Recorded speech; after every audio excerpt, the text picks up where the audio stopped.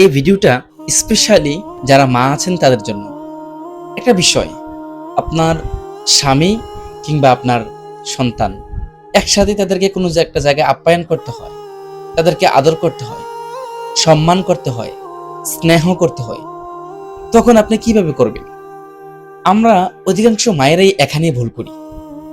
সন্তান আমার কলিজার টুকরা, সন্তান আমার হৃদয়, সন্তান আমার প্রাণ। জি অবশ্যই, প্রত্যেকটা মায়ের কাছে তার সন্তান কলিজার টুকরা। সন্তানের জন্য প্রত্যেকটা মা জীবন দিতে রাজি। কিন্তু আপনার সন্তান অবশ্যই আপনার নয়নের মণি, তবে সম্মানের ক্ষেত্রে আপনার সন্তানের চাইতে বেশি দিতে হবে আপনার স্বামীকে। অনেক সময় আপ্যায়নের ক্ষেত্রে নিজের স্বামীকে অবমূল্যায়ন করা হয়, কিন্তু সন্তানকে মূল্যায়ন করা হয় না। এই জায়গাতে ভুল করা চলবে না। আপনার সন্তান এজ এ সন্তান, কিন্তু তার বাবার চাইতে সে দামি না, সে দামি। তার জন্য আপনার মায়া আছে, কিন্তু আপনার স্বামীর চাইতে না। আপনি প্রকৃতপক্ষে মা হয়ে থাকলে আপনি অবশ্যই আপনার সন্তানকে তার বাবার গুরুত্ব তাকে বোঝাইতে হবে। আপনার সন্তানকে তার বাবার সম্মান তাকে শিখাইতে হবে। আপনার সন্তানকে তার বাবার মর্যাদা এটা বুঝাইতে হবে। তো কাজেই একই ক্ষেত্রে আমরা যারা বাবা আছি, আমাদের সন্তানকে তার মায়ের গুরুত্ব এটা বুঝাইতে হবে।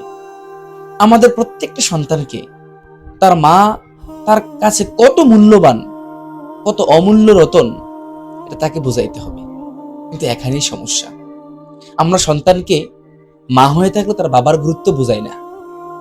আমরা বাবা হয়ে থাকলে আমাদের সন্তানকে তার মার গুরুত্ব বুঝাই না।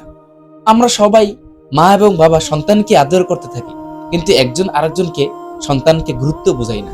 বুঝাইতে হবে, তাহলেই সন্তানের কাছে আপনার স্বামী একজন হয়ে উঠবে গুরুত্বপূর্ণ একজন ব্যক্তি হিসাবে, বাবা হিসাবে। আপনার সন্তানের চোখে আপনার স্বামী থাকবে একজন আদর্শবান বাবা।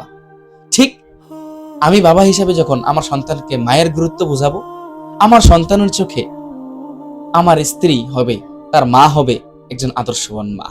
তো কাজেই এই জায়গাতে অবহেলা না করে ইনশাল্লাহ আমরা সন্তানকে সুশিক্ষায় শিক্ষিত করি। এই ভিডিওটা শেয়ার করে সকলকে শোনার সুযোগ করে দিন। শিক্ষার কোনো বয়স নাই। আসসালামু আলাইকুম ওয়া রাহমাতুল্লাহ।